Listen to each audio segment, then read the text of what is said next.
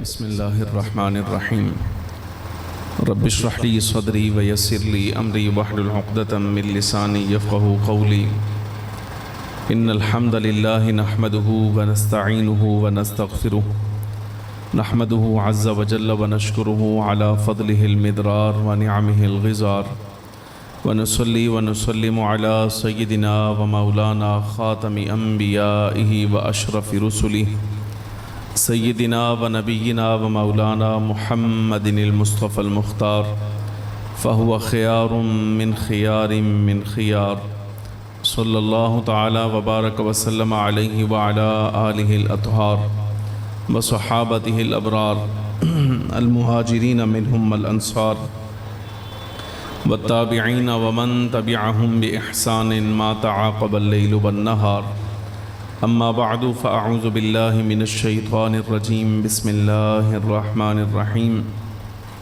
قال اللہ تبارک و تعالی فی کتابہ العزیز وتقلبک فی الساجدین صدق اللہ مولانا العظیم وصدق رسولہ النبی الکریم الامین ونحن على ذلك لمن الشاہدین والشاکرین والحمد للہ رب العالمین ان اللہ وملائکتہ یصلون علی النبی یا ایہا الذین آمنوا صلوا علیہ وسلموا تسلیما الصلاة والسلام علیک یا سیدی یا رسول اللہ وعلی آلک واصحابک یا سیدی یا حبیب اللہ الصلاة والسلام علیک یا سیدی یا رسول اللہ وعلی آلک واصحابک یا سیدی یا حبیب اللہ الصلاة والسلام علیک یا سیدی یا رحمت للعالمین وعلی آلک واصحابک یا سیدی یا شفیع المذنبین۔ یہ پیچھے والا بھی بند کر دیں، اس کا شور کان میں بڑھتا ہے، بند کر دیں۔ انتہائی عزت کے لائق، احترام کے لائق جملہ حاضرین و سامعین کرام،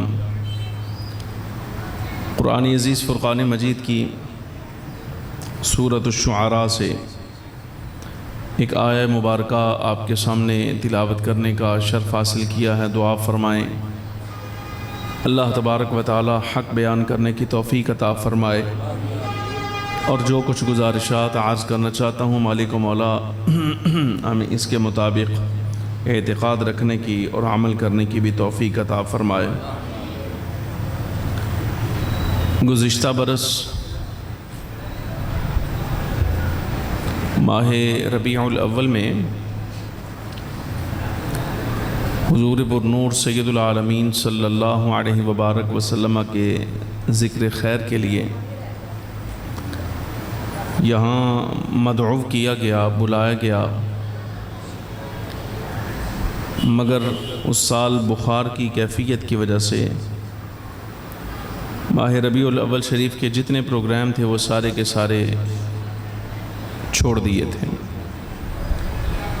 اس سے یہ پروگرام بھی متاثر ہوا،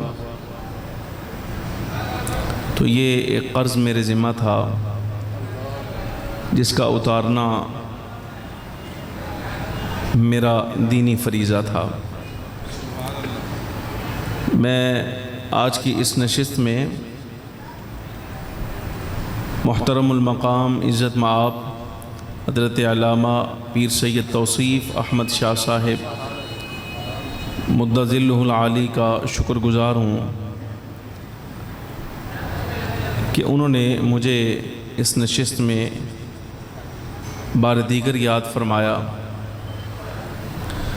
مگر نہ عمومی طور پہ حالات یہ ہوتے ہیں کہ اگر خطیب واعظ ایک مرتبہ پروگرام سے معذرت کر لے تو دوبارہ اس پروگرام میں اس کی طلب ہی نہیں ہوتی،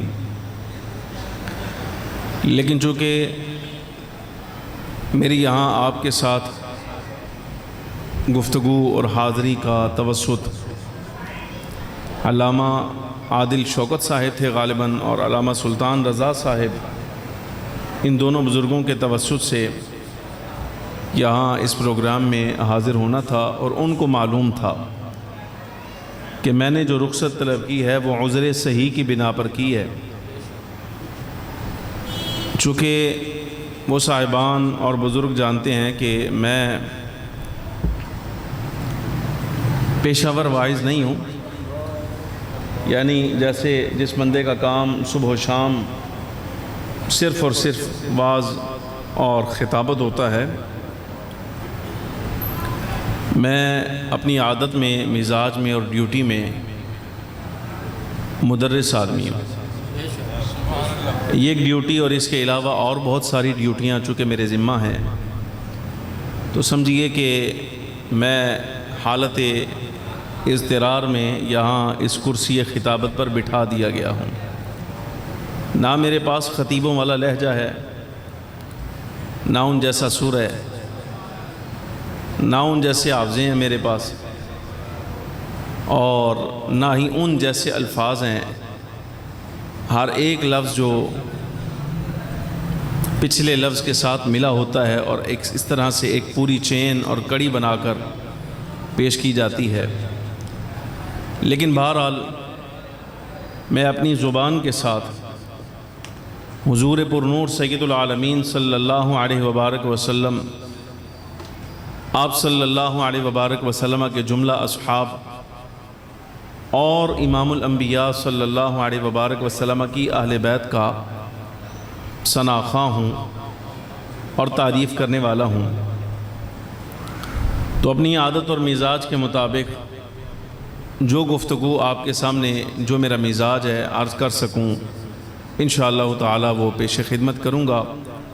آپ سے گزارش ہے کہ مجھے آپ سے صرف ایک چیز کی تمنا ہے اور وہ ہے آپ کی توجہ۔ مجھے میزبان مجلس نے یہاں کرسی پر بٹھایا ہے، میں کرسی پہ بیٹھ کے سارا کچھ دیکھ رہا ہوں اور ایک لمحہ کے لیے بھی آپ کی توجہ کا ادھر ادھر ہونا برداشت نہیں کروں گا۔ اس کی وجہ یہ ہے جو مسئلہ اور جو عنوان میرے ذمے ہے گفتگو کے لیے، میں سنانے والا بندہ نہیں ہوں، سمجھانے والا بندہ ہوں۔ سبحان اللہ، تعریف نہیں کر رہا، سبحان اللہ، تعریف نہیں کر رہا ذاتی، میں اپنا منصب آپ کے سامنے رکھ رہا ہوں کہ میں سنانے والا آدمی نہیں ہوں، میں سمجھانے والا بندہ ہوں۔ اور سمجھانے والا بندہ وہ حساس ہوتا ہے اس لحاظ سے کہ اس کی خواہش یہ نہیں ہوتی کہ جاتے ہوئے اس کو جب رخصت کیا جائے تو اس کی جیب میں اچھی رقم ڈال کے اس کو رخصت کیا جائے۔ سمجھانے والا بندہ کبھی بھی یہ خواہش نہیں کرتا۔ مجھے یاد ہے حضرت علامہ مولانا استاذ محمد اشرف صاحب سیالوی رحمۃ اللہ علیہ، اہل سنت و جماعت کے بہت بڑے عالم تھے، بہت بڑے عالم تھے۔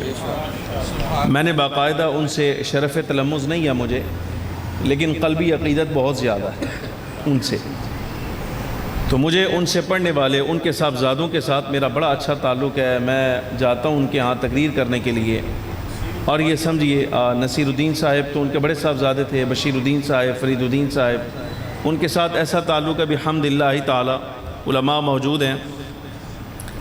جس مجلس میں بیٹھا ہوں وہ گفتگو نہیں کرتے، وہ کہتے ہیں کہ تم گفتگو کرو، تم بات کرو کہ ہمیں ہمارے والد صاحب کی یاد آتی ہے۔ سبحان اللہ، یہ ان کا کہنا ہے۔ میں قلبی طور پہ ان کے ساتھ حضرت مولانا اشرف صاحب سیالوی رحمۃ اللہ علیہ کے ساتھ مجھے بڑی قلبی عقیدت ہے۔ آپ تو نہیں جانتے ہوں گے، عوام علماء جانتے ہیں کہ اشرف سیالوی کس عالم کا نام تھا، اشرف سیالوی کس عالم کا نام تھا آپ نہیں جانتے۔ شاید ہو سکتا ہے کہ جس زمانے میں استاد محمد اشرف صاحب سیالوی آپ موجود رہے ہیں، اس زمانے میں ان جیسا عالم تلاش کرنا آپ کے لیے ہمارے لیے بہت مشکل تھا، اتنا بڑا عالم تھا وہ۔ مجھے ان کے بارے میں جو میں واقعہ آپ کے سامنے عرض کرنا چاہتا ہوں، ایک پروگرام سے واپس نکلے تو ان کے تلامذہ شاگردوں میں سے کوئی ساتھ تھا، اس نے کہا کہ حضرت استاد صاحب میزبانوں نے خاطر خواہ خدمت نہیں کی، خاطر خواہ خدمت نہیں کی۔ تو حضرت استاد صاحب نے ایک مقام پہ آپ نے سٹے کیا تھا۔ آپ کو معلوم ہے اس زمانے میں گاڑیاں بھی پرانی ہوتی تھیں، جیسی گاڑیوں میں اب ہم سفر کرتے ہیں ایسی گاڑیاں تو بہرحال اس وقت میسر نہیں تھیں۔ تو حضرت استاد صاحب پیٹرول بھی اپنا لگایا، وقت بھی دیا اور سارا معاملہ کر کے جس وقت آپ وہاں سے واپس پلٹے، ہو سکتا ہے میزبان نے آپ کی شان کے لائق آپ کے مقام کے لائق و خاطر خواہ خدمت نہ کی ہوگی تو کسی شاگرد نے محبت میں کہہ دیا کہ استاد گرامی یہ میزبان کوئی اخلاقاً اچھا نہیں تھا، اس لیے کہ اس نے آپ کی شان کے لائق آپ کی خدمت نہیں کی۔ تو شاگرد کو سامنے بٹھایا اور بٹھا کر کہا کہ قریب آ ذرا، اور اپنی زبان باہر نکالی، زبان باہر نکالی۔ یہ بزرگوں کا انداز ہوتا ہے نصیحت کرنے کا۔ زبان باہر نکال کر فرمایا کہ یہ دیکھ ذرا میری زبان میں کہیں کوئی فرق پڑا ہے، کوئی حصہ کم تو نہیں ہو گیا کہیں سے، ذرا دیکھ کہیں سے کوئی حصہ کم تو نہیں ہوا۔ تو شاگرد کہنے لگا نہیں استاد جی زبان تو بالکل ٹھیک ہے، اب اس کو کیا معلوم کہ استاد اس کو کیا سمجھانا چاہ رہے ہیں۔ تو فرمایا دیکھ بیٹا میں گفتگو کر کے آیا ہوں، سرکار دو عالم صلی اللہ علیہ وسلم کی شان و عظمت بیان کی ہے میں نے، تو دیکھ لے میری زبان پہ کہیں کوئی فرق نہیں پڑا۔ جب میری زبان سلامت ہے اور کسی قسم کا کوئی فرق نہیں پڑا تو بتا میں اگر اس سے معاوضہ طلب کرتا تو کس چیز کا کرتا؟ میں اس سے معاوضہ کس چیز کا طلب کرتا؟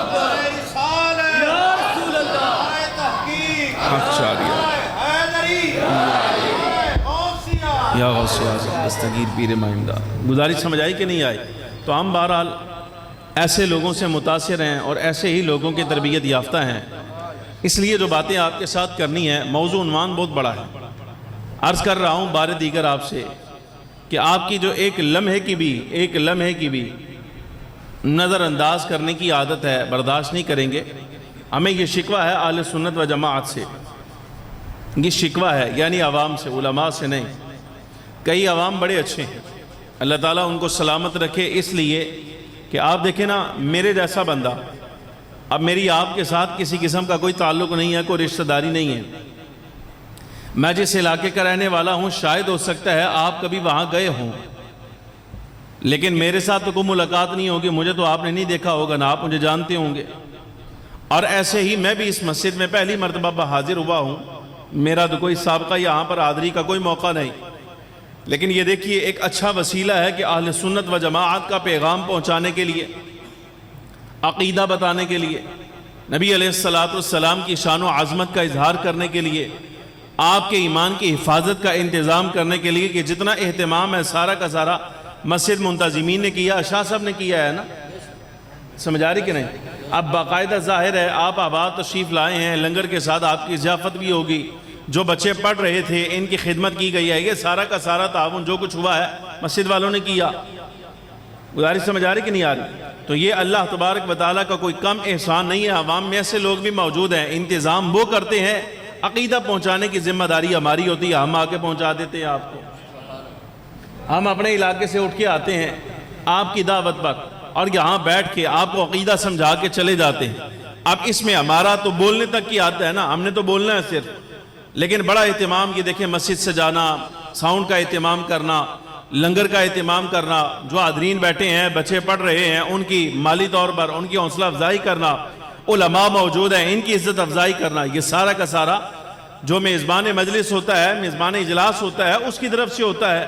تو بہرحال اس اعتبار سے اہل سنت و جماعت کے وہ افراد جو ایسا انتظام کر کے علماء کو موقع دیتے ہیں کہ آ کے عقیدہ سمجھائیں، بہرحال ان کا بھی بہت بڑا حصہ ہے، لیکن جو سننے والے بندے ہیں نا، سننے والے، شکوہ ان سے ہے وہ یہ کہ یہ کیسی عجیب بات ہے، سرمایہ لگا، منتظمین نے انتظام کیا، میزبان مجلس نے علماء کو بلایا، نعت خواں کو بلایا، مشائخ کو بلایا، بزرگوں کو بلا کر یہاں اہتمام کیا، ساتھ آپ کو یہ دعوت بھی دی، میں تمہیں لنگر بھی کھلاؤں گا، کھانا بھی دوں گا، لیکن یہ کیسی احسان فراموشی کی بات ہے، آپ اندازہ فرمائیے کیسی نظر اندازی ہے کہ عالم بولنے کے لیے آ گیا، ثنا خواں نعت سنانے کے لیے آ گیا، جو منتظمین اجلاس ہیں انہوں نے لنگر کا اہتمام بھی کر دیا، سارا کچھ ہو گیا۔ عوام کا کام تو نرا سننا ہے، اگر وہ سنتے بھی صحیح طریقے سے نہیں ہیں تو بتائیے پھر یہاں آپ کے اور میرے آنے کا مقصد کیا باقی رہ گیا؟ گزارش سمجھ آ رہی کہ نہیں آ رہی؟ میری اکثر تقریروں کا ابتدائی حصہ جو ہے نا وہ لتاڑا پروگرام پہ ہوتا ہے، یہ اس لیے تاکہ جو بات کرنی ہے آگے پہنچانی ہے وہ خاص توجہ کے ساتھ اس کو سن لیا جائے، یہ اس لیے میری آپ کو گارنٹی ہے میں جس وقت بھی آدھے پونے گھنٹے کے بعد ممبر چھوڑوں گا، اگر آپ کی توجہ رہی تو آپ میں سے کوئی بندہ یہ نہیں کہے گا کہ شاہ جی دی گل سمجھ نہیں آئی، یہ میری گارنٹی۔ اللہ نے ہمیں جو صلاحیت دی ہے اس صلاحیت کی ابتدا ہی سمجھانے کے ملکہ سے ہوتی ہے کہ ہم اپنی بات آگے پہنچا لیتے ہیں، سمجھا لیتے ہیں۔ لہٰذا گزارش ہے آپ سے، یہ ابھی تک یہ 5-7 منٹ کا لتاڑا ہے، آپ دیکھیں نا خاموشی ہو گئی ہے۔ یہ ابھی باہر بڑا شور تھا بچوں کا بڑوں کا، بحمداللہ تعالیٰ اب بات آپ سننے کے لائق ہو گئے۔ گزارش ہے یہ نہیں سمجھنا کہ جس دن شاہ جی آن کے اس دن ہی اسی بیٹھ کے تے آرام نال سننا ہے، نہ، شاہ جی تو علاوہ جو عالم بھی آپ کو بات کرنے کے لیے، بات سنانے کے لیے، قرآن حدیث سمجھانے کے لیے آئیں، خدا را آپ کا یہ فریضہ ہے، آپ باہر سے آئے ہی اس لیے ہیں چلو جا کر عقیدہ سمجھ آتے ہیں۔ سمجھ آئی کہ نہیں آئی؟ آپ باہر سے آئے اس لیے ہیں، کوئی دکان سے آیا ہے، گھر چھوڑ کے آیا ہے، کوئی مسافر ہے، کوئی کچھ ہے، کوئی علاقے والا ہے، کوئی باہر کا ہے، لیکن جو بندہ بھی یہاں بیٹھا ہے وقت دینے کے لیے، وہ میں یہ سمجھتا ہوں کہ یہ گھنٹہ 1.5 گھنٹے کا دورانی ہے، اس دور میں بندہ اس لیے نہیں دیتا کہ جناب کو چلو 4 لقمے کھانے کے مل جائیں گے، نہ، ہمیں آپ کے بارے میں بھی حسن ظن یہی ہے، ہماری عقل یہی کہتی ہے کہ آپ 4 لقمے کھانے کے لینے کے لیے نہیں بلکہ دل کی غذا لینے کے لیے آئے ہیں۔ توجہ ہے بات سمجھ آ رہی کہ نہیں آ رہی؟ آپ یہاں جو آئے ہیں آپ پیٹ کی غذا لینے کے لیے نہیں آئے، اور میری گارنٹی ہے میں خانقاہ سے وابستہ آدمی ہوں، اللہ نے نگاہ ایسی عطا فرمائی ہے، اوپر بیٹھا ہوں، جب بات کروں گا نا تو چہرے دیکھتا جاؤں گا اور یہ پتہ کرتا چلا جاؤں گا یہاں کی غذا کے لیے کون بیٹھا ہے اور یہاں کی غذا کے لیے کون بیٹھا ہے۔ یہ آپ ذہن میں رکھیے گا۔ علامہ عادل شوکت صاحب جانتے ہیں، سلطان رضا صاحب جانتے ہیں، آپ کے ساتھ ہماری پہلی ملاقات ہے، اور یہ جتنا دورانی ہے ان باتوں میں آپ کے ساتھ گزر رہا ہے، میں یہ سمجھتا ہوں کہ یہ بھی وقت ضائع ہو رہا ہے۔ میں نے اپنی مسجد میں کبھی مجھے بتانے کے لیے یہ طریقہ اختیار نہیں کرنا پڑا، اس لیے کہ جو میرے سامعین ہیں نا ان کو پتہ ہے بھائی اس کو کیسے سننا ہے۔ بحمداللہ تعالی، اللہ کی توفیق سے میں صرف جمعہ پڑھاتا ہوں، میرے جمعے کے دورانیے میں آج تک کبھی پیچھے کسی کے موبائل بولنے کی آواز نہیں آئی۔ کبھی میری تقریر کے دوران اور تقریر کرنے کے لیے جب میں ممبر پہ آتا ہوں تو میرے آنے سے پہلے مسجد کے 2 آل بیٹھے ہوتے ہیں سننے کے لیے، میرے آنے سے پہلے 2 آل بیٹھے ہوتے ہیں سننے کے لیے، اور مجال ہے جس وقت میں نے تقریر شروع کرنی ہے تو سلام پڑھنے تک، دعا تک، آج تک بحمداللہ تعالیٰ کو 10 برس ہو گئے، محنت تو لگی ہے، ظاہر ہے بڑی جان لگی ہے، زور لگا ہمارا، خرچ ورچ بھی بڑا کچھ ہوا ہے، لیکن بحمداللہ تعالیٰ اب معاملہ اس نہج پر آ گیا ہے کہ اس 1.5-2 گھنٹے کے دورانیے میں بندہ تو بندہ رہا، جناب کسی کا موبائل بھی نہیں بولتا۔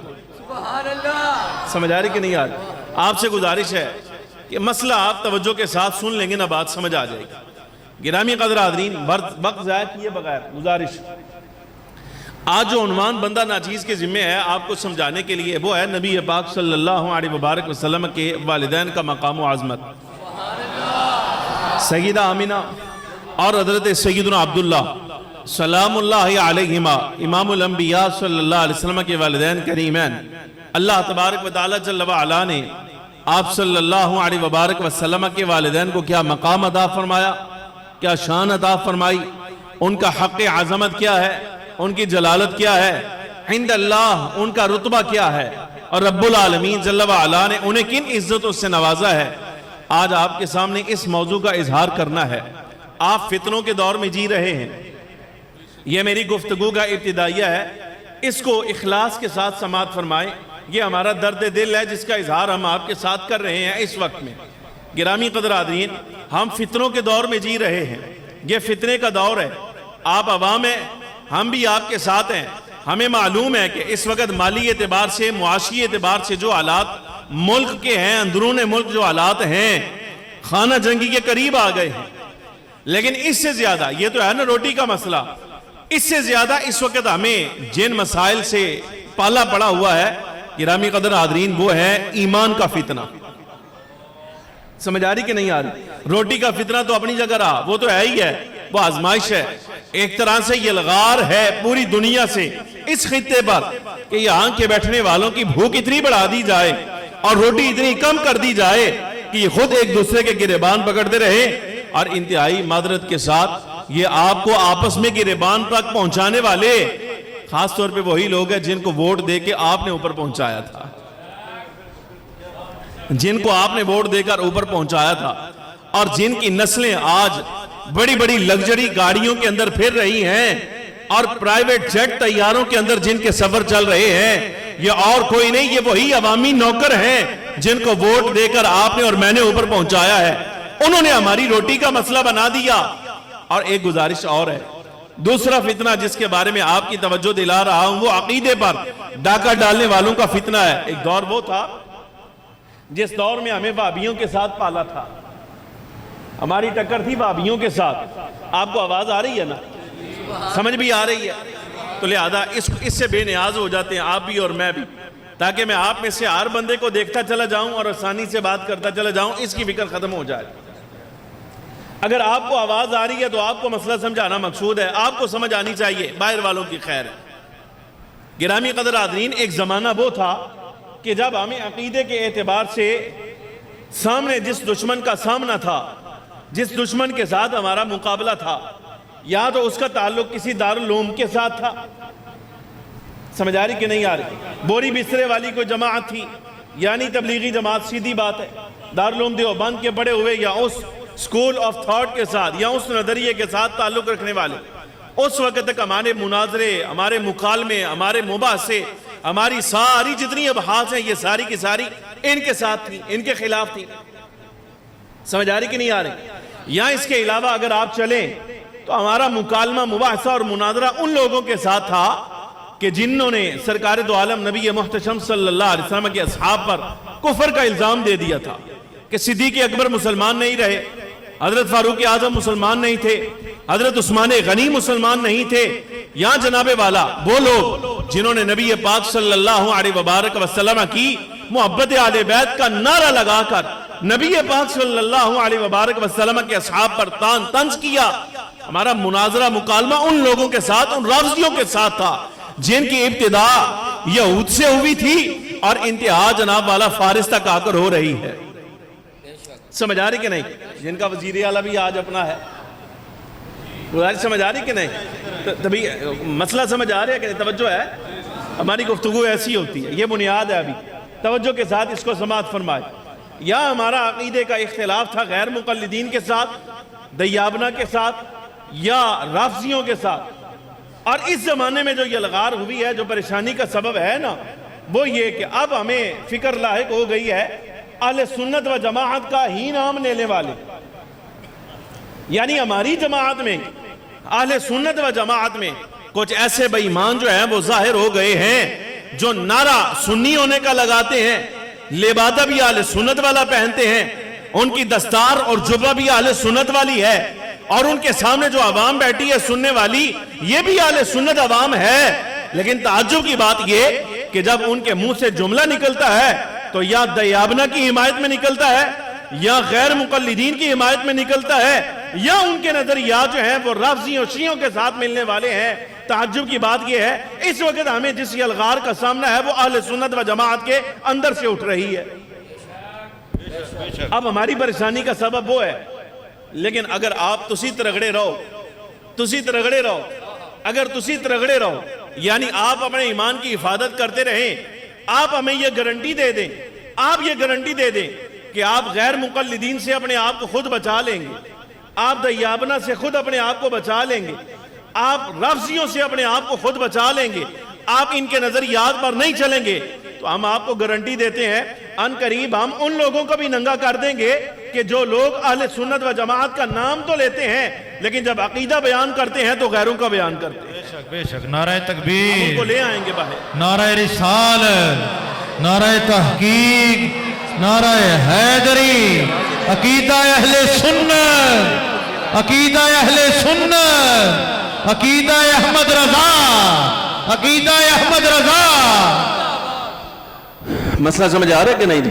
اچھا، اب یہ آپ ملاحظہ فرمائیں، حالات یہ ہیں، ٹھیک ہے جی، ٹھیک ہے، حالات یہ ہیں، ایک دور تک ہمارے علماء نے، ہمارے مشائخ نے، دیکھیں ایک طرف سے ہمیں آواز آتی ہے کہ اولیاء کرام کی شان و عظمت کوئی حیثیت نہیں، کوئی حال نہیں ان کا، نبی پاک صلی اللہ علیہ وسلم کے اصحاب کے بارے میں نعرے لگتے رہے ہیں، یہاں پر نعرے لگتے رہے ہیں سیدنا صدیق اکبر رضی اللہ تعالیٰ عنہ کے بارے میں، حضرت فاروق اعظم کے بارے میں، مولا کائنات کے بارے میں، حضرت عثمان کے بارے میں. اور جس علاقے کا میں رہنے والا ہوں یہیں کا ایک بے ایمان ایسا بھی پیدا ہوا کہ جس نے کتاب پوری لکھ ماری تھی اور ٹائٹل پیج کے اوپر لکھا تھا صلی اللہ علی امیر المؤمنین یزید. سمجھ آ رہی کہ نہیں؟ محمد دین بٹ. اور اس کے اوپر تقریزیں تھیں کئی مولویوں کی، نام نہیں لیتا، مطلب آپ پریشان ہو جائیں کہ جناب ہم کن لوگوں کو سنتے رہے ہیں اور یہ شاہ جی کہاں سے آئے ہیں، انہی لوگوں کے کپڑے اتار رہے ہیں. یہ ہماری مجبوری ہے. ہم نے نہیں کہا تھا کہ تم کپڑے ہی ایسے پہن لو جو بعد میں ہمیں اتارنے پڑے. ہم نے نہیں کہا تھا. جس بندے نے یہ لباس پہنا ہے اہل سنت و جماعت کے خلاف، بہرحال ہماری ذمہ داری ہے، ہم نے وہ لباس اتارنا ہی ہے اس کا. ظاہر سمجھ آ رہی کہ نہیں آ رہی؟ ان نعروں میں ایک چھپا ہوا نعرہ یہ بھی تھا، ان نعروں میں ایک چھپا ہوا نعرہ یہ بھی تھا کہ نبی پاک صلی اللہ علیہ وسلم کے والدین مسلمان نہیں ہیں. یہ ہے آپ کے جملے کے ساتھ مطابقت. اور جتنی گفتگو کی ہے اس سب کے ساتھ مطابقت یہ ہے. میرے ذمہ چونکہ نبی پاک صلی اللہ علیہ وبارک وسلم کے والدین کریمین کی تعریف اور عظمت بیان کرنا ہے، اس لیے یہ ذرا تھوڑا سا آپ کو پچھلے زمانے کا تعارف کروایا ہے تاکہ اس زمانے کے لوگوں میں اس زمانے کے لوگوں میں آپ میں فرق ہو جائے، آپ کو فرق معلوم ہو جائے. اور ایک مبارکباد آپ میرے سے وصول کریں. اللہ تبارک و تعالی جل وعلا نے اہل سنت و جماعت کے ساتھ وابستہ ہونے کی وجہ سے اس وقت بھی آپ کا عقیدہ ستھرا رکھا تھا اور آج بھی اہل سنت کے ساتھ وابستگی کی وجہ سے اللہ نے آپ کا عقیدہ صاف اور ستھرا رکھا ہوا ہے. یہ ایمان کی سلامتی اور نجات کی ضمانت کی راہ ہے جس کو آپ نام اہل سنت و جماعت کا دیتے ہیں. سمجھ آ رہی کہ نہیں؟ ہمارے ائمہ کرام میں، ہمارے بزرگوں میں ذرہ برابر کبھی اختلاف نہیں رہا اس امر پر کہ نبی پاک صلی اللہ علیہ وسلم کے والدین کا سٹیٹس کیا تھا، حضور کے والدین کا مقام مرتبہ کیا تھا. سنیے، میں ایک روایت کو بنیاد بنا رہا ہوں، اس کو سن لیں، شاید ہو سکتا ہے اس کو سمجھ آ جائے کہ خود سرکار کی بارگاہ میں آپ صلی اللہ علیہ وسلم کے والدین کا کیا مقام اور مرتبہ ہے. ایک فقہی مسئلہ سماعت فرمائے، مسئلہ شرعیہ. فقہا فرماتے اگر کوئی بندہ نماز پڑھ رہا ہو، نفل، گھر میں ہو، نفل نماز پڑھ رہا ہے، مصلی پر تھا، تکبیر تحریمہ کہہ لی دوران نماز، اس کی والدہ نے اس کو آواز دے دی یا اس کے باپ نے اس کو آواز دے دی. حضرات فقہاء کرام فرماتے ہیں وہ غور کرے کہ کیا اس کی والدہ کو معلوم تھا کہ نہیں وہ نماز میں ہے. اگر تو اس کی والدہ کو یا والد کو یہ معلوم نہ ہو کہ وہ نماز میں ہے، پھر انہوں نے آواز ماری اور وہ نفل نماز میں ہے، فرائض میں نہیں، نفل میں ہے، تو حضرات فقہاء کرام فرماتے ہیں کہ اس کو اجازت ہے، رخصت ہے، اس کو رخصت ہے، اجازت ہے کہ وہ نماز نفل جو ہے وہ توڑ دے، جا کر اپنی والدہ کی بات سن کر آئے اور بعد میں آ کے وہ جو نفل اس کے رہ گئے تھے جو توڑے ہیں اس کی قضا کر لے. یہ مسئلہ فقہیہ ہے. ماں کا مقام مرتبہ سمجھ آ گیا آپ کو؟ جوان بیٹھے ہیں ان سے عرض کر رہا ہوں، یہ جو زبان کی تیزیاں آپ کی چلتی ہیں نا اپنی ماں کے خلاف، باپ کے خلاف، شرع کا تقاضا یہ ہے کہ آپ نماز میں فاتحہ اخلاص بھی پڑھ رہے ہوں اور والدہ آپ کو نماز میں آواز دے دے تو فقہاء فرماتے ہیں نماز چھوڑ دو، پہلے اپنی والدہ کا حق ادا کر کے آؤ اور نماز واپس آ کے بعد میں مکمل کر لینا. اس سے آپ مسئلہ سمجھیں. یہ عام ماں باپ کی بات ہے. اب یہاں حدیث مبارکہ سنیں. بسند ضعیف حضرت امام بیہقی رحمت اللہ تعالی علیہ شعب الایمان میں اور مقاصد حسن میں امام سخاوی رحمت اللہ تعالی علیہ لائے. جملہ سن لیں. آپ کو اور مجھے ہر ایک بندے کو پتا ہے کہ ہماری نمازوں کا حال اس وقت کیا ہے. میں مصلی امامت میں بھی اگر کھڑا ہوتا ہوں نہ نماز پڑھاتا ہوں، پھر بھی میری طرف سے اس چیز کی گارنٹی تو نہیں کہ میں نماز پڑھا رہا ہوں گا یا نماز پڑھ رہا ہوں گا تو میرے خیال کہیں ادھر ادھر چلا جائے گا، میری توجہ ادھر ادھر کہیں ہو جائے گی. ممکن ہے آپ کی بھی ہوتی ہوگی، کسی کو دکان یاد آئے گی، کسی کو کچھ یاد آئے گا، کسی کو کچھ یاد آئے گا. لیکن اس سب کے باوجود جب آپ کو معلوم ہے کہ آپ کی میری نمازوں کا حال یہ ہے تو آپ اندازہ فرمائیے یہ تو عام آدمی کی نماز ہے نا، اس ذات کی نماز کے بارے میں آپ کا کیا خیال ہے جن کو دنیا امام الانبیاء صلی اللہ علیہ وسلم کہتی ہے، جن کو اللہ تبارک و تعالی جل وعلا نے سب انبیاء کا مقتدا پیشوا بنایا ہے، ان کی نماز کے بارے میں آپ کا کیا خیال؟ ان کی نماز تو ایسے خیالات سے پاک ہے نا. نبی پاک صلی اللہ علیہ وسلم کے تو ایسے طریقے نہیں نماز پڑھنے کے. حضور نماز میں کھڑے ہوں बुखारी की रिवायत है, अल्लाह तबारक व तआला जल्ल व अला जन्नत सामने फरमा देता है। बुखारी की रिवायत किताब उस-सलात में ये रिवायत लफ्ज मौजूद है। साहबे किराम आलिम और रिदवान ने देखा सरकार नमाज पढ़ा रहे हैं, हाथ आगे गया पीछे आया, फिर आगे गया फिर पीछे आया, नमाज में कई मर्तबा हुआ। किताब उस-सलात जिल्द पहली बुखारी शरीफ। नबी पाक सल्लल्लाहु अलैहि वसल्लम नमाज मुकम्मल फरमाई। साहबा किराम आलिम और रिदवान ने अर्ज किया, या रसूल अल्लाह, आज ऐसा अमर आपसे देखा है कि आज से पहले तो कभी नहीं देखा। हुजूर, आपका दस्ते मुकद्दस कभी आगे जाता है कभी पीछे आता है, कभी आगे जाता है पीछे आता है, ये क्या हुजूर वजह थी इसकी? मेरे आका मौला सल्लल्लाहु अलैहि वसल्लम ने इरशाद फरमाया, दरअसल अल्लाह तबारक व तआला जल्ल व अला ने जन्नत दीवारे क़िबला में मेरे सामने पेश कर दी थी, जन्नत मेरे सामने पेश कर दी थी। ये बुखारी की रिवायत है, बुखारी की रिवायत। हुजूर फरमाते, मैं इरादा कर रहा था कि अंगूरों का एक खोशा जन्नत के दरख्त से तोड़ लूं, अगर तोड़ लेता बाखुदा कयामत तक मेरी उम्मत खाती रहती, कभी वो खोशा खत्म ना होता, लेकिन मैंने उसको जन्नत के लिए मुअख्खर किया है, आखिरत के लिए मुअख्खर किया है। अब आप एक अंदाजा फरमाइए, ये सरकार की नमाज है, हुजूर नमाज में खड़े हो जाएं तो अल्लाह तबारक व तआला जल्ल व अला जन्नत सामने फरमा देता है। ये इमामुल अंबिया सल्लल्लाहु अलैहि वसल्लम की नमाज का हाल है, आपकी मेरी नमाज नहीं। मेरे आका मौला सल्लल्लाहु अलैहि वसल्लम अपनी ऐसी ही नमाज के बारे में फरमा रहे हैं। इमाम बैहक़ी रहमतुल्लाहि तआला अलैह की ये रिवायत है, आप फरमाते हैं नबी पाक सल्लल्लाहु अलैहि वसल्लम ने इरशाद फरमाया, अगर मैं नमाज इशा में खड़ा होता, तवज्जो, अगर मैं नमाज इशा में खड़ा होता, फातिहा पढ़ ली होती, फिर मेरे वालिद या वालिदा दोनों में से कोई एक मुझे निदा देता, या मोहम्मद कहकर, जो फरमाते हैं या मोहम्मद कहकर मुझे कोई पुकारता, आवाज देता, हजरत अब्दुल्ला या मेरी वालिदा, मेरे आका मौला सल्लल्लाहु अलैहि वसल्लम फरमाते हैं मैं फौरन लब्बैक कहकर उनकी खिदमत में हाजिर हो जाता, पहले उनकी बात सुनता वो मुझे क्या फरमा रहे हैं।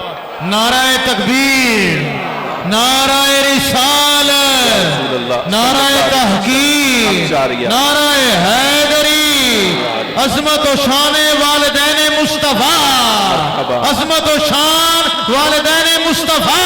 मरहबा मरहबा। गुजारिश समझ आई कि नहीं आई? ये सरवर आलम सल्लल्लाहु अलैहि वसल्लम ने अपने वालिदैन के बारे में इरशाद फरमाया है। अब यहां एक जुमला आप समाअत फरमा लें। ये आगे जो गुफ्तगू आपके साथ चल रही है ना, बात तो अभी शुरू होने लगी है, बात अभी शुरू होने लगी है। गुजारिश है आपके साथ हमारी गुफ्तगू दो हिस्सों में होगी। एक हिस्से में सिर्फ आप सल्लल्लाहु अलैहि वसल्लम के वालिदैन के बारे में अर्ज करूंगा, उनका मकाम मर्तबा क्या है, और दूसरे हिस्से में बताऊंगा कि नबी पाक सल्लल्लाहु अलैहि वसल्लम की वालिदा मोहतरमा का मकाम मर्तबा क्या है। गिरामी कदर आदरीन, पहले वालिद गिरामी के बारे में, पहले वालिद गिरामी में गुजारिशात अर्ज करता हूं। हो सकता है आप उलमा हैं, मशाइख हैं, बुजुर्ग हैं, सारे आलिम फाजिल हैं, पढ़े पढ़ाए लोग हैं, मैं निकम्मा कम इल्म आदमी हूँ। उलमा में से या आवाम में से कोई बंदा कह दे अगर कि जनाब वैसे तो हक़ अज़मत माँ का ज़्यादा होता है, सरकार ने भी यही बयान फरमाया। नबी पाक सल्लल्लाहु अलैहि वसल्लम से जब वालिदा का हक़ पूछा गया तो 3 मरतबा सरकार ने वालिदा का हक़ बयान किया, उसकी अव्वलियत बयान फरमाई, चौथी मरतबा फरमाया बाप का हक़ है। ऐसे ही है ना? तो आप में से अगर कोई बंदा उठ के ये बात कह दे, शादी हक़ तो ये बनता था कि आप जिस तरह सारी कायनात के लोगों की माएँ इस शान की हामिल हैं कि उनका हक़ 3 मरतबा उनके बाप पर मुकद्दम है, तो यही शान तो अल्लाह ने सरकार की वालिदा को भी अता फरमाई होगी ना। तो फिर हक़ बनता है कि आप सईदा आमिना के हालात पहले बयान करें और हजरत अब्दुल्ला के बाद में। लेकिन बिहम्दिल्लाहि ताला मैं भी छोटा मोटा थोड़ा बहुत तालिब इल्म जरूर हूँ, आप उलमा हैं, आप बुजुर्ग हैं, छोटा सा एक तालिब इल्म होने के नाते अर्ज करूंगा, मैं सर आंखों पर तस्लीम करता हूं कि सरकार दो आलम सल्लल्लाहु अलैहि वसल्लम की वालिदा की शान, वो जो अल्लाह ने हर माँ को आजमत अता फरमाई है, सैयद आलम सल्लल्लाहु अलैहि वसल्लम की वालिदा को भी वो शान हासिल है, कोई शक नहीं इस बारे में, मैं तस्लीम करता हूं। लेकिन बात यह है कि सरकार दो आलम सल्लल्लाहु अलैहि वसल्लम का नूर मुबारक पहले हजरत अब्दुल्ला में आया है या सईदा आमिना में आया है? पहले हजरत अब्दुल्ला में आया है या सईदा आमिना में आया है? तो उलमाए किराम तायीद करेंगे कि इस नूर मुबारक का पहला मुस्तकर और पहला महल चूंकि हजरत अब्दुल्ला हुजूर के वालिद हैं, लिहाजा अगर से वालिदा का हक मुकद्दम है, लेकिन नूर चूंकि पहले सरकार का हजरत अब्दुल्ला में आया है, لہذا میں چاہتا ہوں یہ بات پہلے میں حضرت عبداللہ رضی اللہ تعالی عنہ کے بارے میں عرض کروں آپ کے سامنے. گزارش سمجھ آ رہی کہ نہیں آ رہی؟ اب اس بار سنیے ذرا. الوفا ابن الجوزی عالم اسلام کا بہت بڑا نقاد ہے، بہت بڑا نقاد، اتنا بڑا عالم ہے گرامی قدر حاضرین، اتنا بڑا عالم ہے. حضور دستگیر عالم رضی اللہ تعالیٰ عنہ غوث پاک کا ہم اثر ہے، لیکن یہ بھی دنیا کی زیادتی ہے، یہ بھی دنیا کی زیادتی ہے. میں نے ابن الجوزی کی قبر دیکھی ایک بس سٹینڈ میں، بغداد کے ایک بس سٹینڈ میں. اس طرح اس نقاد کی، اتنے بڑے عالم کی قبر ہے کہ ایک گاڑی اس طرف کھڑی ہے، ایک گاڑی اس طرف کھڑی ہے، درمیان میں ایک بس سٹینڈ کے اندر ابن الجوزی آرام کر رہا ہے. یہ عالم اسلام کی بہت بڑی زیادتی ہے، تاریخ کی بہت بڑی زیادتی ہے. اتنے بڑے نقاد کے ساتھ ایک سادی سی قبر ہے اس کی، اطراف میں کوڑا ڈالا ہوا ہے لوگوں نے، اور وہاں آرام کور کر رہا ہے محدث زمان امام ابن الجوزی رحمت اللہ تعالی علیہ. اتنا بڑا عالم، اور حضور دستگیر عالم رضی اللہ تعالی عنہ کا ہم اثر، دستگیر عالم کا مرید، غوث پاک کا مرید، قادری بندہ، اور اپنے زمانے کا حنبلی عالم. پہلے پہل آپ کو معلوم ہے حضور غوث پاک رضی اللہ تعالیٰ عنہ کے ساتھ مبارزت بھی کی، لیکن جس وقت والضحیٰ واللیل اذا سجا کی اس کی موجودگی میں، ابن الجوزی کی موجودگی میں دستگیر عالم نے 40 تفسیریں بیان فرمائی، تو دستار اتھار کے دستگیر عالم کے قدموں میں رکھی. آج کے حضور اس کی آگے کچھ نہ کہیے گا، ہمارا سینہ جواب دے گیا ہے، اس سے زیادہ کا متحمل ہو ہی نہیں سکتا. اتنا بڑا عالم، اتنا بڑا نقاد امام ابن الجوزی. آپ نے لکھا، بندہ بڑا سخت ہے، خالی نام آ جائے نا تو اس کا نام ہی حوالہ ہوتا ہے کہ بس کافی ہے، اس سے آگے سند کی ضرورت نہیں رہتی. ابن الجوزی نے اگر لکھ دیا ہے تو کافی ہے بات.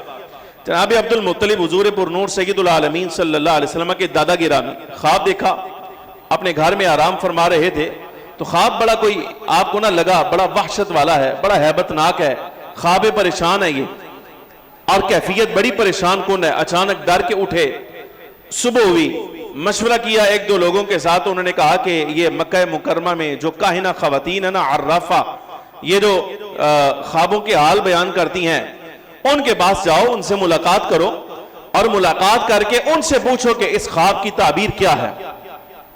جناب عبد المطلب حضور کے دادا گرامی اس وقت جو قریش کے سردار تھے، قریش کے سردار تھے، سید تھے، اور سارا نظام آپ کے ہاتھ میں تھا، آپ رئیس قریش تھے. آپ جس وقت اس کاہنہ کے پاس آئے نا، مکہ مکرمہ کی کاہنہ کے پاس، اس نے دور سے دیکھتے ہی تعجب کے ساتھ کہا، بڑی عجیب بات ہے، آج رئیس مکہ قریش کا سردار ہمارے دروازے پر کیسے آ گیا ہے؟ اس کو ہماری کیا ضرورت پڑ گئی ہے اور اس قدر پریشانی میں آیا ہے؟ حضرت جناب عبد المطلب رضی اللہ تعالیٰ حضور کے دادا گرامی بیان کرتے ہیں، آپ نے فرمایا کہ ہاں کچھ پریشانی ہے، اس لیے تجھ سے بات کرنے کے لیے آیا ہوں. ایک خواب ہے، اس کی تعبیر بتا. خواب ہے، اس کی تعبیر بتا. اس سے کہا کہ بتائیے، خواب کا اظہار کیجئے. جناب عبد المطلب خود بیان فرماتے ہیں، ابن الجوزی لکھتے ہیں الوفا میں، آپ فرماتے ہیں کہ قوم کی عادت تھی، قریش کا کوئی بندہ اس کاہنہ کے پاس، اس عمر رسیدہ عورت کے پاس، وہ جو خوابوں کے حال بتاتی تھی، آئندہ آنے والے واقعات کی خبر دیتی تھی، قریش کا کوئی بندہ بھی جب اس کے پاس جاتا تھا، طریقہ کار یہ ہوتا تھا اس کے حجرے میں داخل ہو کے پہلے اس کا ہاتھ چومنا ہے اس عورت کا، آنکھوں کو لگا کے چہرے کو مل کے پھر بات شروع کرنی ہے. جناب عبد المطلب فرماتے ہیں کہ نہ میں داخل ہوا، نہ میں نے ہاتھ چوما، نہ چہرے کو لگایا، نہ اس کے ساتھ مس کیا، اس لیے کہ میں خود اپنی قوم کا سردار تھا. یہ میرے لائق نہیں تھا کہ میں ایک عورت کے ہاتھ چومتا، بوسہ دیتا، میں خود سردار تھا. لیکن میں بندہ ناچیز عرض کرتا ہوں، حق تعالیٰ کی تقدیر بھی کوئی چیز ہے، مالک کی تقدیر بھی کوئی چیز ہے. جناب عبد المطلب سے آپ کے اس جملے پر عرض کروں گا کہ آپ واقعی سید ہیں، سردار ہیں قریش کے، لیکن یہ بات الگ رہی چونکہ اس وقت آپ کی پیشانی میں نور مصطفی تھا. آپ سرکار دو عالم صلی اللہ علیہ وسلم کے نور مبارک کے محل اور مستقر تھے. اللہ تبارک و تعالی جل وعلا کی قدرت یہ گوارا نہیں کرتی جس کی پیشانی میں نور مصطفی چمک رہا ہو وہ ایک کافرہ کے سامنے جھک جائے. رب کی غیرت نے گوارا نہیں کیا. وہ بظاہر آپ کی سرداری آرے آئی ہے، لیکن حقیقتاً دیکھا جائے تو مصطفیٰ کریم صلی اللہ علیہ وسلم کا نور جو ہے وہ آپ کا محافظ بن کے سامنے آیا ہے، اس نے آپ کو عزت دلوائی ہے. اچھا آپ سامنے بیٹھے، اس کاہنہ نے پوچھا بتائیے مسئلہ کیا ہے، خواب کیا، پریشانی کیا ہے؟ آپ نے فرمایا میں اپنے گھر میں آرام کر رہا تھا، اچانک میں نے دیکھا کہ میری پشت سے ایک نور نکلا ہے، بعد میں درخت بنا ہے، اس کی شاخیں اتنی بڑی کہ مشرق مغرب شمال جنوب کائنات کا کوئی گوشہ ایسا نہیں ہے جہاں تک وہ میری پشت سے نکلنے والا درخت جو ہے اس کا پھل ثمر اور اس کی شاخیں نہ پہنچی ہوں۔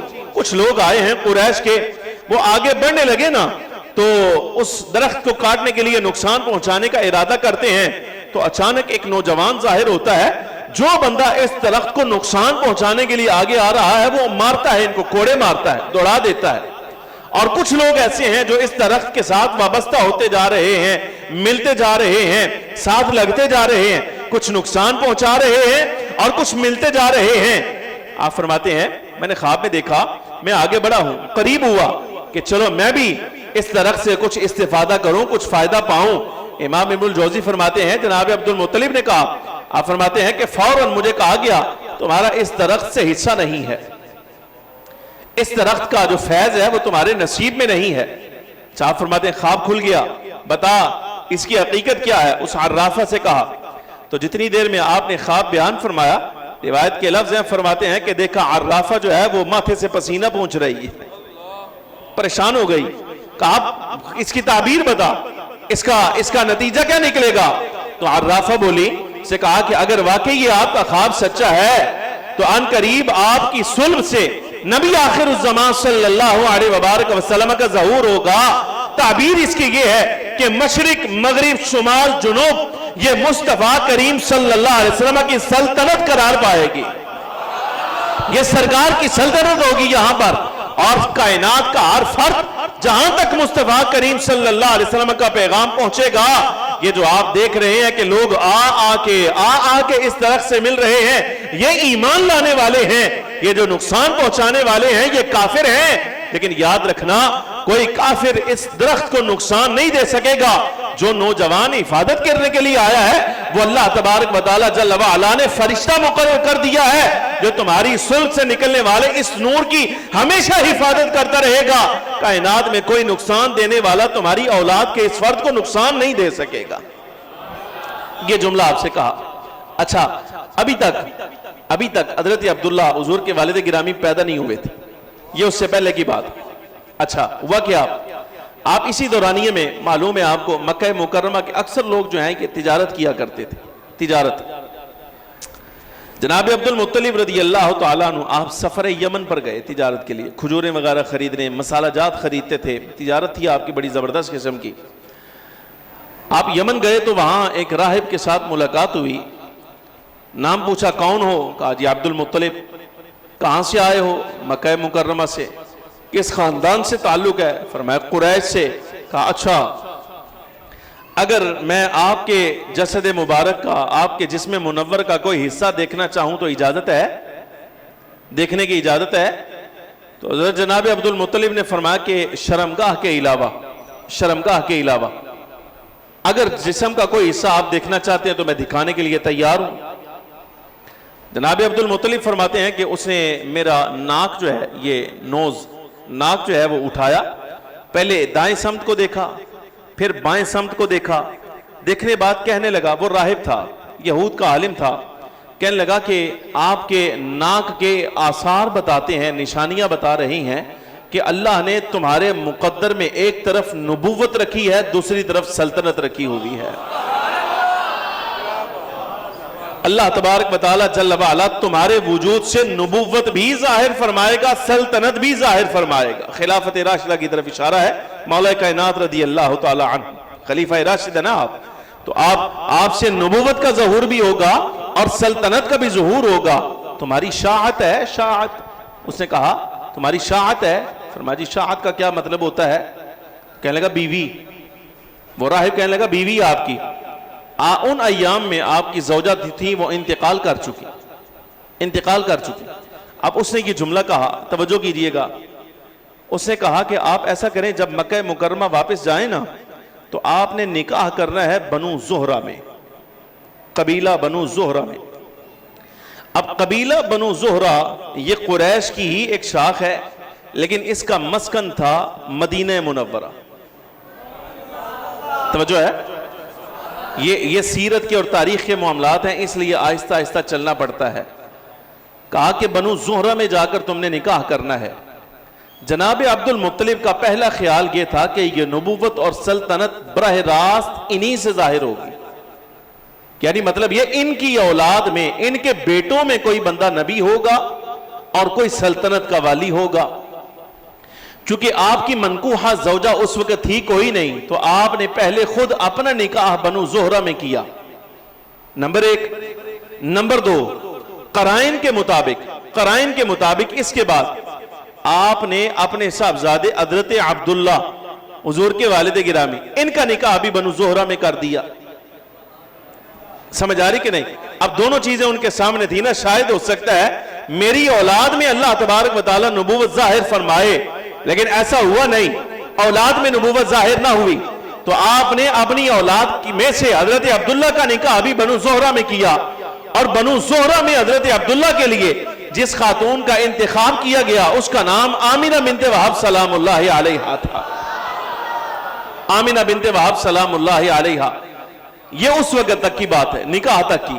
سیدنا عبداللہ رضی اللہ تعالی عنہ, آپ کا اپنا مقام کتنا بڑا ہے آپ اندازہ فرمائیے. ابھی سیدہ آمنہ کے ساتھ نکاح نہیں ہوا تھا. 1-2 واقعات حضرت عبداللہ کے سنیے, اور اس کے بعد حضرت سیدہ آمنہ سلام اللہ علیہا کے بارے میں کچھ اختصار کے ساتھ گزارشات عرض کروں گا تاکہ پتہ چل جائے.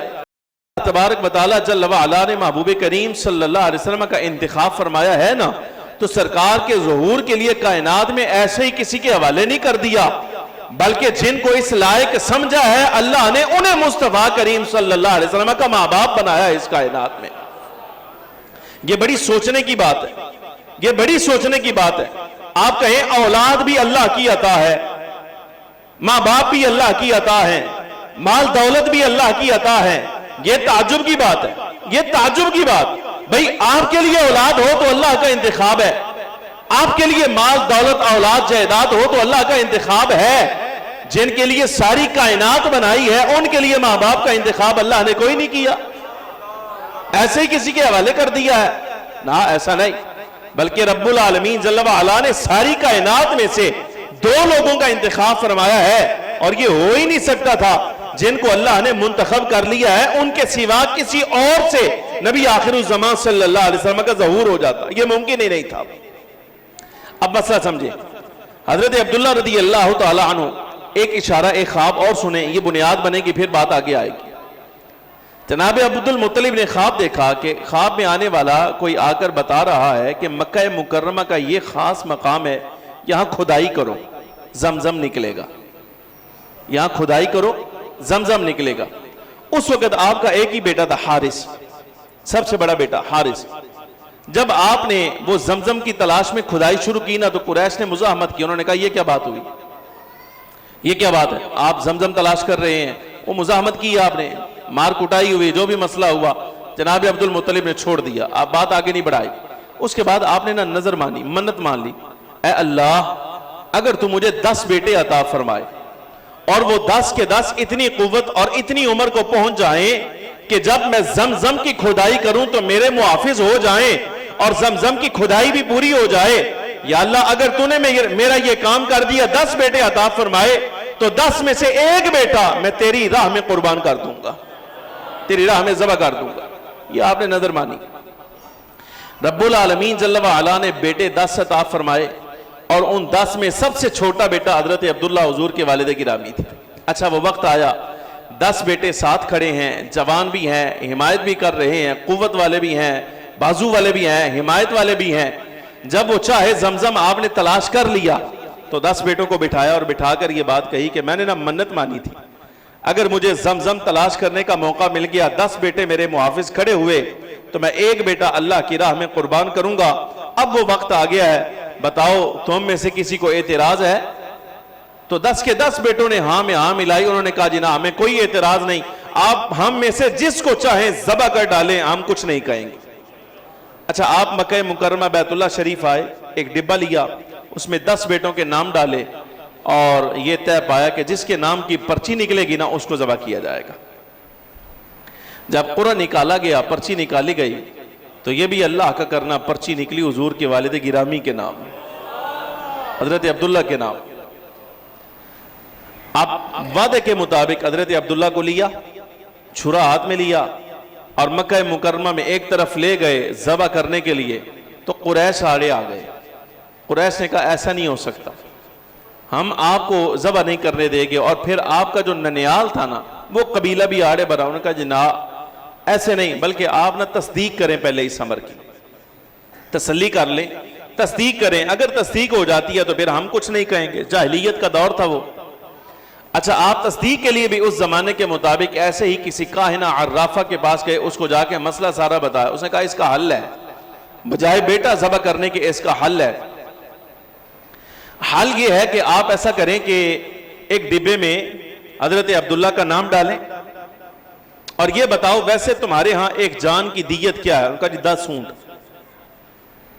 ایک ڈبے میں آپ 10 اونٹ لکھیں اور ایک پرچی میں آپ حضرت عبداللہ کا نام لکھ لیں، اس کو ہلا کے ایک پرچی اٹھائیں، اگر حضرت عبداللہ کا نام نکل آئے تو 10 اونٹ، پھر دوبارہ قرعہ ڈالیں، دوبارہ اگر حضرت عبداللہ کا نام نکل آئے تو 10 اونٹ بڑھا دیں، 20 کر دیں، اگر پھر دوبارہ نکل آئے تو پھر 10 بڑھا دیں۔ جہاں جا کے اونٹوں کا قرعہ نکلے نا، قرعہ نکلے، وہاں جا کے آپ اب وہاں آپ نے وہ اتنے اونٹ جو ہیں وہ فدیہ کے طور پر دینے ہیں، بیٹا ذبح نہیں کرنا۔ یہ اس عرافہ نے حل بتایا، پسند آ گیا۔ اچھا قرعہ ڈالا گیا، جس وقت پہلی مرتبہ نام نکالا حضرت عبداللہ، دوسری مرتبہ نام نکالا جناب عبداللہ، تیسری مرتبہ نام نکالا حضرت عبداللہ، اور ہر مرتبہ 10 اونٹ جو ہیں وہ بڑھائے جا رہے، حتیٰ کہ جب تعداد ہو گئی نا 100 اونٹوں کی، تو وہاں جا کے قرعہ نکل آیا 100 اونٹوں کا، 100 اونٹوں کا۔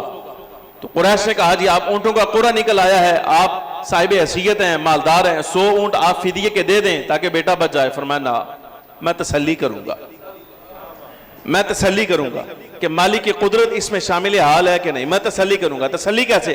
کہا یہ 100 اونٹوں کی پرچی پھر ڈالو، حضرت عبداللہ کا پھر نام ڈالو۔ دوبارہ جس وقت قرعہ نکالا گیا تو پھر اونٹوں کے نام نکلا، کہا میں پھر تسلی کروں گا تاکہ معلوم ہو جائے رب کی رضا شامل ہے کہ نہیں۔ تیسری مرتبہ پھر قرعہ ڈالا گیا تو اونٹوں کے نام نکلا، کہا میں راضی ہوں، اللہ تبارک و تعالی جل وعلا کی رضا اب اس میں ہے کہ 100 اونٹ جو ہیں وہ دیت کے طور پر دے دیے جائیں اور بیٹا بچا لیا جائے۔ ایسا ہی ہوا، 100 اونٹ ذبح کر دیے گئے، فدیہ دے دیا گیا، حضرت عبداللہ رضی اللہ تعالیٰ عنہ کو بچا لیا گیا۔ ساری کائنات میں چرچا بھی ہو گیا کہ یہ مرحلہ ایسے ہوا ہے، یہ واقعہ ایسے پیش آیا ہے، لیکن ایک زبان سے لفظ سنے جو نبی پاک صلی اللہ علیہ وسلم نے کہا تھا۔ اس واقعہ کو پیش نظر رکھ کے آپ تو کہتے ہیں نا حضرت عبداللہ مسلمان نہیں تھے، میں کہتا ہوں کہ اگر مسلمان نہیں تھے تو کافر ہوئے، تو مسئلہ بتائیے کیا نبی پاک صلی اللہ علیہ وسلم کے باپ اگر معاذ اللہ کافر تھے تو کیا سرکار کی یہ شان کے لائق تھا کہ حضور اپنے باپ کے طور پہ فخریہ اظہار کرتے میں عبداللہ کا بیٹا ہوں؟ گزارش سمجھ آ رہی کہ نہیں آ رہی؟ کیا سرکار کی یہ شان کے لائق تھا حضور اظہار کرتے کہ میں عبداللہ کا بیٹا ہوں؟ نہ، حضور کبھی منسوب نہ کرتے اپنے آپ کو۔ لیکن میرے آقا و مولا صلی اللہ علیہ وسلم مجلس میں بیٹھے ہیں، ایک دیہاتی داخل ہوا، عرض کہ یا رسول اللہ، مستدرک حاکم کی روایت، یا رسول اللہ صلی اللہ علیہ وسلم، اللہ نے آپ کو جو شانیں عطا فرمائی ہیں، جو نعمتیں عطا فرمائی ہیں، جو مال دیا ہے، میرے آقا اس میں سے ہمیں بھی کچھ عطا فرمائیے، ہمارے جو قبیلے والے ہیں وہ مر گئے ہیں قحط سالی کی وجہ سے، اے 2 ذبیحوں کے بیٹے ہم پر بھی کچھ مال عنایت فرمائیے نا، اے 2 ذبیحوں کے بیٹے ہمیں بھی کچھ مال عطا فرمائیے۔ یہ 2 ذبیحوں کا بیٹا، بعد میں جب پوچھا گیا فرمایا یاد کرو نا، ایک ذبیح اسماعیل تھا، اللہ نے ان کا فدیہ دے کر انہیں بھی بچا لیا، اور دوسرا ذبیح سرکار کا والد عبداللہ تھا، نور نبوی کی وجہ سے اللہ تبارک و تعالی جل وعلا نے ان کا بھی فدیہ دلوا کر انہیں بھی محفوظ فرمایا، اس لیے کہ اگر اسماعیل ذبح ہو جاتے تو کائنات بنانے کا باعث یعنی امام الانبیاء صلی اللہ علیہ وسلم کا ظہور تو نہ ہوتا، پھر ظاہر سمجھ آ رہی کہ نہیں، وہ نہ ہوتا۔ حضرت عبداللہ کو کیوں بچایا گیا؟ اس لیے کہ اس وقت سرکار دو عالم صلی اللہ علیہ وسلم کا نور مبارک ابھی حضرت عبداللہ کی پیشانی میں تھا، حضرت آمینہ میں منتقل نہ ہوا، تو اللہ تبارک و تعالی جل وعلا کی تقدیر سے اگر حضرت عبداللہ وہاں ذبح کر دیے جاتے تو یہ ساری کائنات بنانے کا جو ایک واحد مقصد ہے کہ مصطفیٰ کی شان کا اظہار کرنا ہے، پھر وہ کیسے ہو پاتا، وہ کیسے ہوتا؟ تو اللہ تبارک و تعالیٰ جل وعلا نے فدیہ دلوا کر حضرت عبداللہ کو بھی محفوظ فرمایا، سیدنا اسماعیل کو بھی محفوظ فرمایا۔ میرے آقا و مولا صلی اللہ علیہ وسلم جب ان دونوں اپنے اجداد کا، والد گرامی اور حضرت اسماعیل کی طرف اپنے آپ کو منسوب کرتے تو میرے آقا کہا کرتے تھے انا ابن الذبیحین، انا ابن الذبیحین، انا ابن الذبیحین، میں دو ذبیحوں کا بیٹا ہوں، میں دو ذبیحوں کا بیٹا ہوں، میں دو ذبیحوں کا بیٹا ہوں۔ یعنی ایک وہ ہے جنہیں اللہ نے فدیہ دے کر بچایا تھا، وہ اسماعیل قرار پائے، تو دوسرا وہ ہے جنہیں اللہ نے فدیہ دے کر بچایا تو میرے باپ حضرت عبداللہ قرار پائے۔ نعرہ میں دو تکبیر، ذبیحوں کا بیٹا ہوں۔ نعرہ رسالت، یا رسول اللہ، نعرہ تحقیق، نعرہ حیدری، شان مصطفیٰ، عظمت و شان والدین مصطفیٰ۔ مرحبا۔ پیشانی میں نور چمکا، جوان ہوئے نا تو اب نبی علیہ السلام کا نور مبارک بھی جو ہے نا وہ اپنی چمکار ظاہر کرتا تھا، سمجھ آ رہی کہ ہر زمانے میں، ہر دور میں یہ نور نبی جس کی پیشانی میں ہوتا تھا نا، جس میں ہوتا تھا، اللہ تبارک و تعالیٰ جل وعلا اس کی جبین سے، اس کے ماتھے سے اظہار کرتا تھا کہ اللہ کی امانت اس وقت اس کی پیشانی میں آئی ہے، اس وقت یہ سرکار دو عالم صلی اللہ علیہ وسلم کے نور مبارک کا امین اور محافظ ہے۔ حضرت عبداللہ رضی اللہ تعالی عنہ، آپ کی پیشانی میں جس وقت یہ نور مبارک آیا، 18 برس سے عمر تھی جس وقت آپ کا وصال ہوا ہے، خالی 18 برس عمر حضرت عبداللہ کی اس وقت تھی جس وقت آپ کا وصال ہوا۔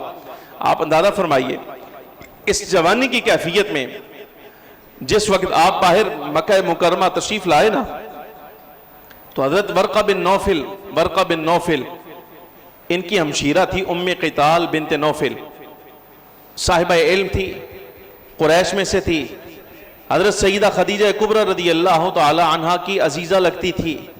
یہ باہر کہیں بیٹھی تھی، اس کی نگاہ پڑ گئی نبی پاک صلی اللہ علیہ وسلم کے والد گرامی کے چہرے پر، بلایا، پاس بلایا، کہا جوان بات سنو، نام کیا ہے تمہارا؟ فرمایا عبداللہ۔ عبداللہ نام ہے۔ کہا تم وہی عبداللہ ہو جن کا فدیہ دیا گیا؟ کہا ہاں جن کا فدیہ دیا گیا وہی عبداللہ ہوں۔ فرمایا اچھا اس جوانی کی کیفیت میں جملہ بڑا سننے کے لائق ہے، آپ غور فرمائیے گا۔ کہا کہ 100 اونٹ دیتی ہوں تمہیں ابھی، 100 اونٹ دیتی ہوں ابھی، بدلے میں ایک کام کرنا ہے۔ کہا جی کیا؟ کہا میرے ساتھ بدکاری کا ارتکاب کرو۔ اچھا وہ خاتون ویسے عادتاً بدکارہ نہیں تھی، سیرت نگاروں نے اس امر کی وضاحت کی ہے۔ اس طرح کے کئی واقعات رونما ہوئے، کئی خواتین ایسی ہیں جنہوں نے اپنی ذات کا تسلط اور قابو پیش کیا ہے حضرت عبداللہ کو۔ حضرت عبداللہ نے ایک کی بھی حامی نہیں بری۔ یہ جتنی پیشکش کرنے والی خواتین تھی یہ مکہ مکرمہ کی، کوئی بھی ان میں سے بدکارہ خاتون نہیں تھی، صاحبہ عزت خواتین تھی، اچھے خاندان سے، مالی اعتبار سے، خاندانی اعتبار سے اچھے لوگوں سے تعلق رکھنے والی تھیں۔ اچھا پیشکش کی 100 اونٹ دوں گی، بدکاری کا ارتکاب کرو۔ فرمایا حرام سے تو مر جانا بہتر ہے۔ یہ لفظ ہیں حضرت عبداللہ کے حافظ جلال سیوطی لائے، فرمایا حرام کاری سے عبداللہ کے لیے مر جانا بہتر ہے، حلال کی صورت نظر کوئی نہیں آتی، انتظار کر ابھی، اگر میرے والد نے اجازت دی تو نکاح کروں گا تیرے ساتھ، خاموش ہو جا۔ آپ خاموش ہو گئے۔ اس چیز کا اظہار حضرت عبداللہ نے اپنے والد گرامی سے کیا کہ حضور مجھے ایک خاتون نے اپنا آپ پیش کیا ہے ایسے، تو آپ نے فوراً ہاتھ پکڑا، مدینہ منورہ لے جا کر سیدہ آمینہ سلام اللہ علیہا کے ساتھ نکاح کرا دیا۔ آپ وہاں رہے، خلوت ہوئی، نبی پاک صلی اللہ علیہ وبارک وسلم کا نور مبارک سیدہ آمینہ میں منتقل ہو گیا۔ اب وہی نور سیدہ آمینہ کی پیشانی میں چمکا کرتا تھا، یہاں سے منتقل ہوا۔ آپ جب واپس تشریف لائے نا، یہ روایت کے لفظ ہے، ام قتال نے حضرت عبداللہ کو دیکھا تو چہرہ پیچھے کر لیا۔ حضرت عبداللہ کے لیے بڑی پریشانی کا باعث تھا۔ آپ تشریف لائے، فرمایا خیر ہے، آج بے رخی کرتی ہے، آج منہ موڑتی ہے، اعراض کرتی ہے، آج توجہ نہیں کر رہی، صرف نظر کر رہی ہے، نظر انداز کر رہی ہے، کیا مسئلہ ہے؟ آج دیکھتی نہیں۔ اب وہ پیشکش نہیں رہی جو پہلے تو نے کہی تھی؟ کہا نہیں اب نہیں رہی۔ یہ روایت کی لفظ ہے، میں صرف ترجمہ کر رہا ہوں۔ اس نے کہا جی نا اب وہ پیشکش نہیں ہے۔ فرمایا کس وجہ سے؟ کہا جی گزارش ہے صرف اتنا بتائیں مدینے جا کے آپ نے کیا کیا ہے، پہلے یہ بتائیں مدینے جا کے کیا کیا ہے آپ نے؟ تو آپ نے فرمایا وہاں مدینہ منورہ میں میرے والد گرامی نے میرا نکاح کر دیا ہے سیدہ آمینہ کے ساتھ۔ وہ خاتون کہنے لگی ام قتال، اس نے کہا اسے کہا کیا تم اپنی اہلیہ زوجہ کے ساتھ خلوت میں گئے ہو، ان کا حق زوجیت ادا کیا ہے؟ کہا جی ہاں کیا ہے۔ اچھا اس کے بعد اس نے کہا بس پھر عبداللہ اب تم میرے کام کے نہیں رہے، اب تم میرے کام کے نہیں رہے۔ فرمایا بات تو سمجھا نا، بات کیا ہے، کس وجہ سے؟ اس وقت تو ذات پیش کر رہی تھی، اب تو توجہ نہیں کر رہی، کیا مسئلہ ہے؟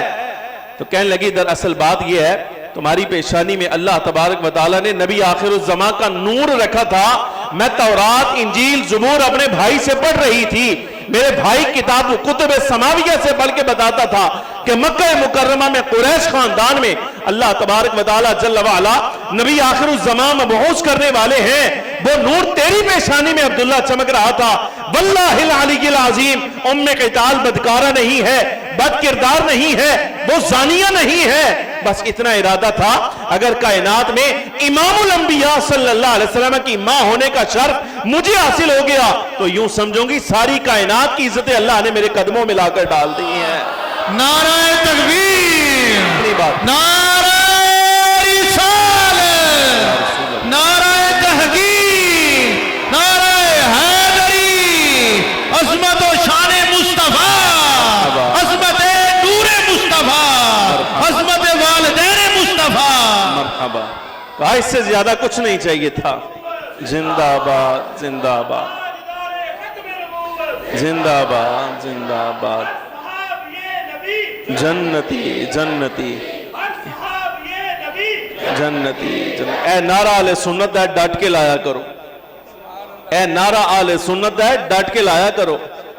میں پوری ذمہ داری کے ساتھ سید ہونے کے ناطے آپ کو کہہ رہا ہوں ہر صحابی نبی جنتی جنتی، یہ اہل سنت کا نعرہ ہے، ڈٹ کے لگایا کرو۔ ہر صحابی نبی جنتی جنتی ہر صحابی نبی جنتی۔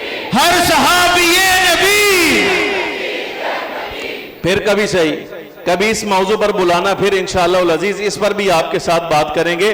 ہم تو اسپیشلسٹ اسی کام کے ہیں، یہ تو آپ نے ہمیں سیرت پر بلا لیا، ویسے ہم عقیدے کے اسپیشلسٹ ہیں، ہم ان بیماروں کا علاج کرتے ہیں۔ آج کل چمن زمان دا علاج کر رہے ہیں اسی، پتہ نہیں آپ نو معلوم ہے کہ نہیں، تحریراں کو پہنچیاں کہ نہیں پہنچیاں، آج کل چمن زمان دا علاج کر رہے ہیں تے آن قریب انشاءاللہ العزیز اللہ پاک دے حکم دے نال صرف سکھر دی جڑا نا سین کاف تے ہا رہ جائے گا، راہ وچوں نکل جائے گا۔ تھوڑا یا ٹائم رہ گیا، تحریر کمپوز ہو رہی ہے میری، اللہ پاک دے حکم دے نال اے انشاءاللہ تعالی مولوی تو ہی دیکھنا سکھرو پرا انڈیا ہی جائے گا، ادھر نہیں آئے گا اللہ دے حکم نال۔ یا تھوڑا یا دور رہ گیا، اے بڑی بے ایمان قوم ہے، نظرانے آلے سنت دے کھاندی، جناب لنگر آلے سنت دا، پیسے آلے سنت دے، سٹیج آلے سنت دا، نعرہ آلے سنت دا، عقیدہ آلے سنت دا، جس ویلے بہندیں تے بولیاں بول دیں ساڑھے نال رافضیاں آلیاں، قمی آلیاں تے جناب تبا تبائی آلیاں تے صافی ورگیاں۔ اللہ کے حکم سے اس مسلک کا نعرہ لگانے والا جب تک مجدد الفسانی کے عقیدے پر، حضور شہنشاہ بغداد کے عقیدے پر، شیخ محقق علی الاطلاق شیخ عبدالحق محدث دہلوی کے عقیدے پر اور اعلیٰ حضرت فاضل بریلی کے عقیدے پر اتفاق نہیں کرے گا، اللہ کی قسم یہاں پاکستان میں اس کو ایسا ننگا کریں گے، یاد کرے گا ساری زندگی کہ واہ کس کے ساتھ پڑا تھا اس کا۔ مسلک اعلیٰ حضرت، مسلک احمد رضا، مسلک احمد رضا۔ گزارش ہے دوبارہ آئیے پھر۔ کہا جی میں بدکارہ نہیں تھی، میں بدکارہ نہیں تھی، بس خواہش یہ تھی کہ اللہ تبارک و تعالی نبی آخر الزمان کی ماں ہونے کا شرف دے دے۔ لیکن عبداللہ بتا تو نے نکاح کس قبیلے میں کیا ہے؟ اس نے بھی بہت بڑی بات کی ہے، یہ اس خاتون نے بات کہی، اس نے کہا یہ بتا عبداللہ تیرا نکاح ہوا کس قبیلے میں ہے؟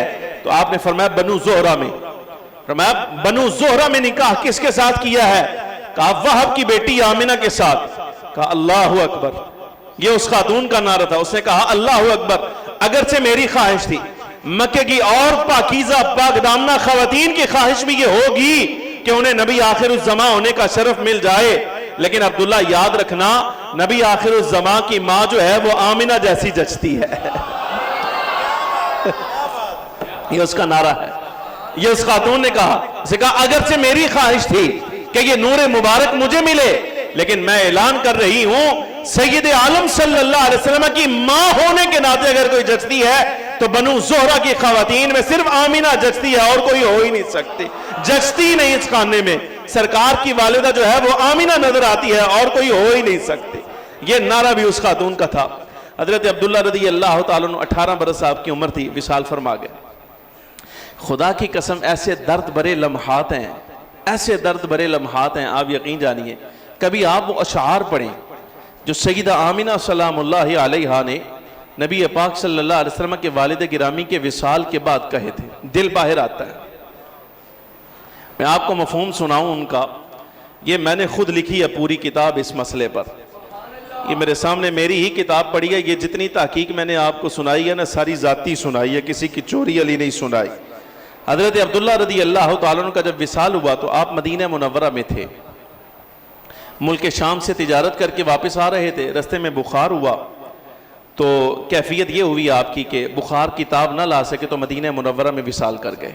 اس وقت پاس کوئی نہیں تھا، اکیلے تھے، کھجوریں لے کر آ رہے تھے۔ نبی پاک صلی اللہ علیہ وسلم کا نور مبارک جو ہے وہ تو سیدہ آمینہ میں منتقل ہو چکا تھا، ڈیلیور ہو چکا تھا آگے۔ سیدہ پاک بی بی صاحبہ حضرت آمینہ سلام اللہ علیہا اس وقت نبی علیہ السلام کی امانت کو اپنے رحم اقدس میں اٹھا چکی تھی۔ مدینہ منورہ میں وصال ہوا، جب قافلہ واپس پہنچا آپ اندازہ فرمائیے سیدہ آمینہ سلام اللہ علیہا جیسی پاکیزہ شخصیت کو جب یہ خبر ملی ہوگی کہ حضرت عبداللہ وصال فرما گئے ہیں، وہ کیفیت برداشت کرنے کے قابل نہیں۔ آپ نے اشعار کہے، حضرت امام ابن سعد رضی اللہ تعالیٰ نے اشعار بیان کیے، مفہوم سنیں ان کا جو اب میں نے اپنے لفظوں میں بیان کیا نثر کے اندر۔ ترجمہ اس کا یہ ہے، سرزمین بطحا کے پہلو میں آل ہاشم کا فخر حضرت عبداللہ گم ہو گیا ہے، یعنی وصال کر گیا۔ یہ آپ نے شعر کہا، سرزمین بطحا کے پہلو میں آل ہاشم کا فخر یعنی حضرت عبداللہ گم ہو گیا ہے اور لحد کا ہم جوار ہوا ہے، قبر میں چلا گیا ہے۔ یہ سیدہ آمینہ کہہ رہی ہیں، اور لحد میں چلا گیا ہے۔ جب وہ عظمت و سخاوت میں سر آوردہ ہو چکے تھے، یعنی عظمت میں بھی ان کے برابر کوئی نہیں تھا، سخاوت میں عطا کرنے میں بھی عبداللہ کا برابر کوئی نہیں تھا، تو اس کیفیت میں موت نے عبداللہ کو دعوت دی، عبداللہ نے اس کی دعوت کو قبول کر لیا۔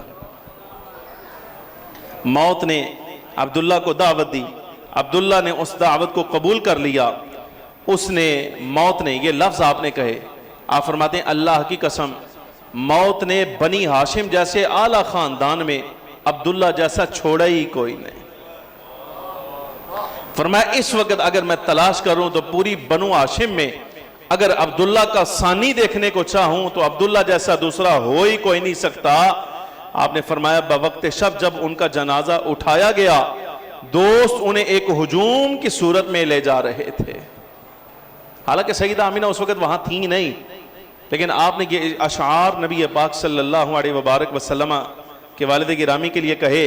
فرمایا حوادث زمانہ بیماری نے ایک ایسی شخصیت کو موت سے دوچار کیا ہے جو سخی الطبع تھے اور بہت زیادہ مہربان تھے۔ یہ سیدہ آمینہ نے حضرت عبداللہ رضی اللہ تعالی عنہ کے اوصاف بیان فرمائے۔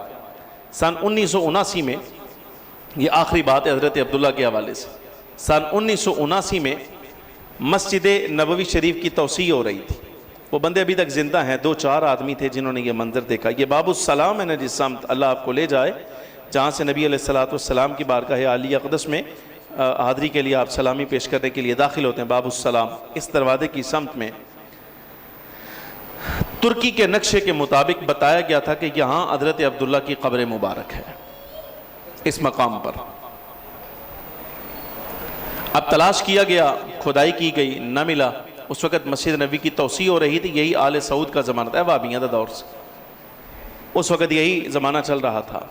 تلاش کیا گیا، رات کا وقت تھا، مدینہ منورہ کے گورنر کو خبر دی گئی کہ جناب یہاں باب السلام سے ایک جسد مبارک نکلا ہے، بالکل تر و تازہ ہے، بالکل جوان ہے، داڑھی بھی ابھی پوری نہیں آئی، اور جوان اتنا خوبصورت ہے، اتنا خوبصورت ہے، لگتا ہی نہیں کہ یہ ان کا وصال ہوا ہے، زندہ لگتا ہے، زندہ لگتا ہے۔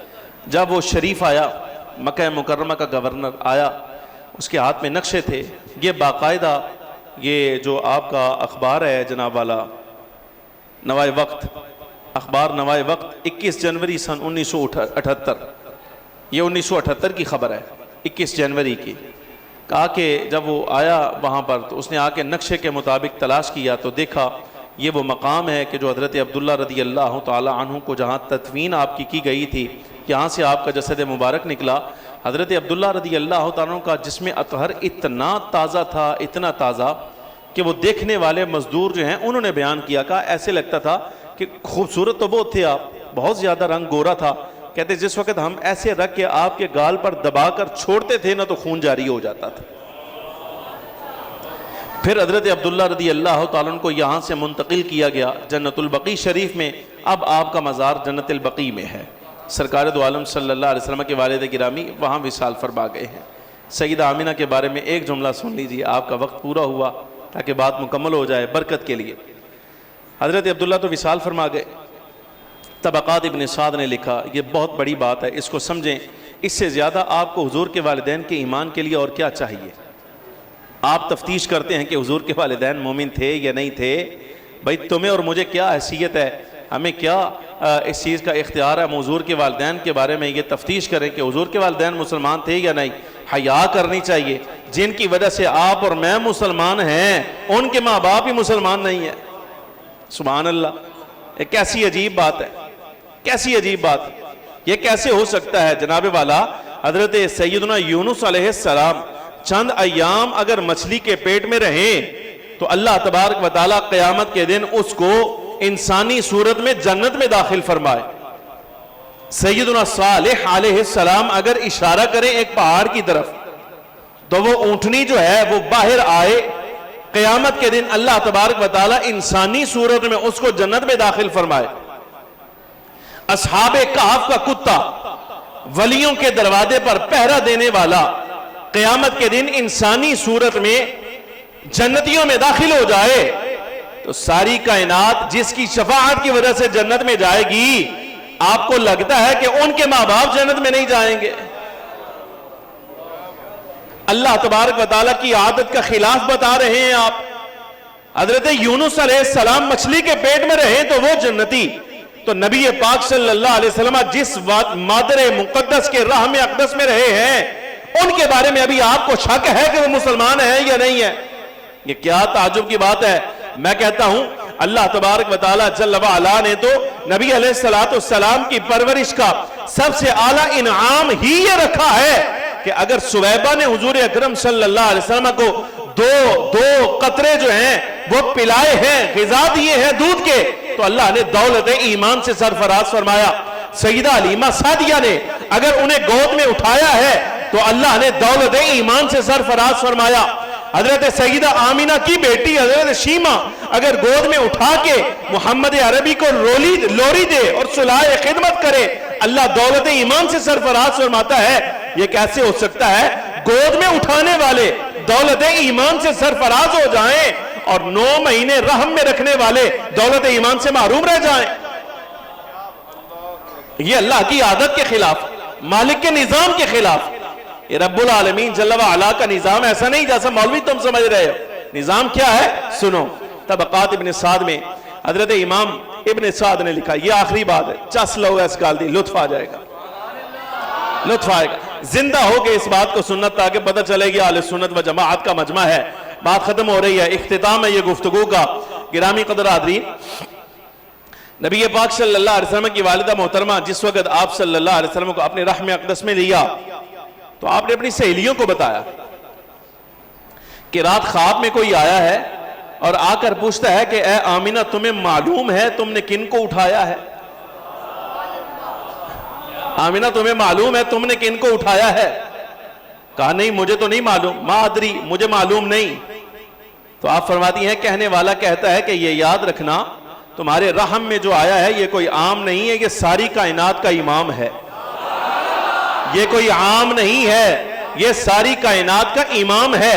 آپ فرماتی ہیں جب اٹھ کر میں نے اپنی سہیلیوں کو یہ حالات بتائے، اس وقت قریش کی عادت تھی کہ حاملہ خواتین کو بچے کی حفاظت کے لیے اور خاتون کی حفاظت کے لیے ہاتھ میں اور گلے میں نہ کڑا پہنایا جاتا تو لوہے کا، اور وہ کڑا کسی بت کو لگا کر نہ پھر پہنایا جاتا تھا، یہاں بازو میں پہناتے تھے، یا جناب والا یہاں گلے میں پہنا دیتے تھے لوہے کا کڑا، لیکن وہ لات منات عزا جو بت ہوتے تھے نا ان کو لگایا ہوتا تھا.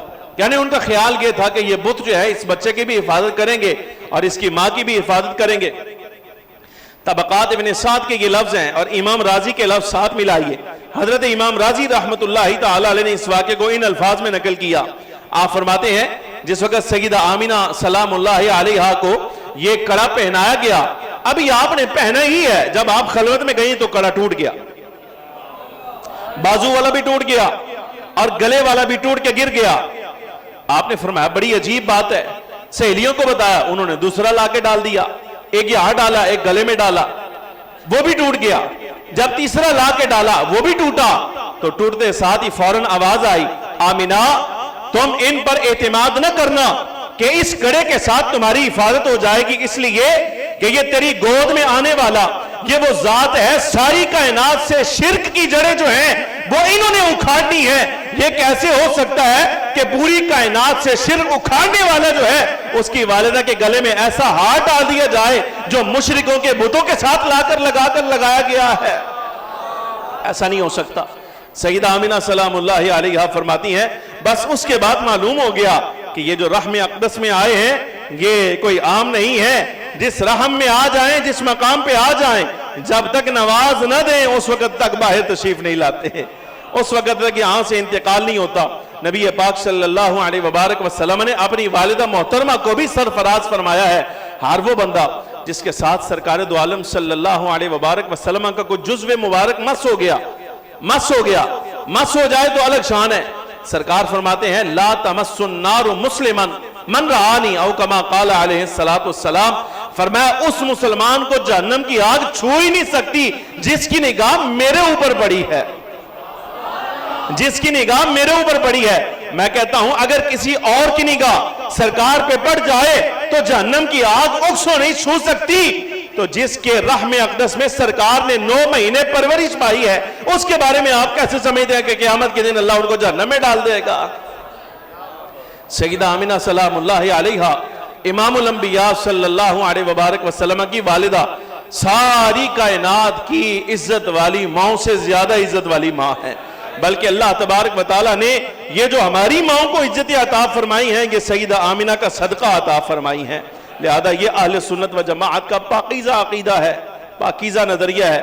اللہ تبارک و تعالیٰ جل وعلا نے کل کائنات بنی آدم میں سے امام الانبیاء صلی اللہ علیہ وبارک وسلم کے ظہور کے لیے، جن کے لیے اللہ نے ساری کائنات بنائی ہے، سرکار کے ظہور کے لیے جن 2 پاکیزہ شخصیات کا انتخاب فرمایا وہ حضرت سیدنا عبداللہ ہیں، سیدہ آمینہ ہیں.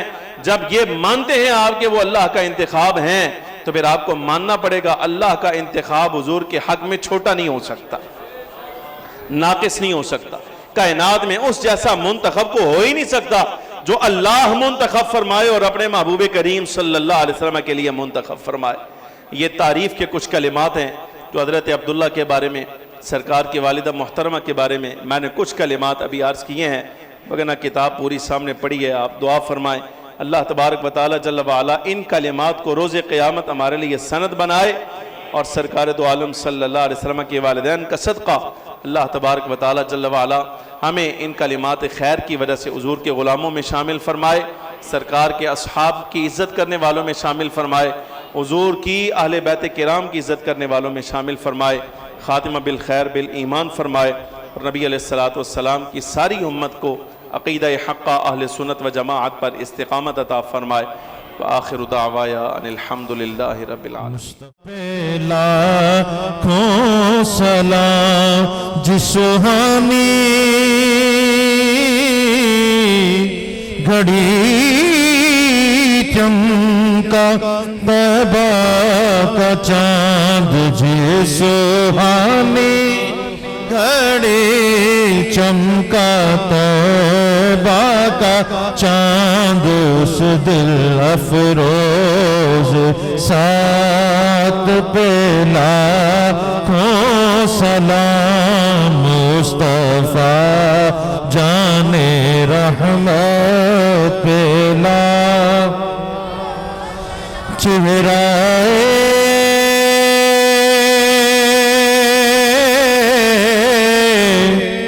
مصطفیٰ سے قرآن ہے، چہرہ مصطفیٰ اصل قرآن ہے، عاشقوں کی تلاوت پہ لاکھوں سلام، مصطفیٰ جان رحمت پہ جس کی ماں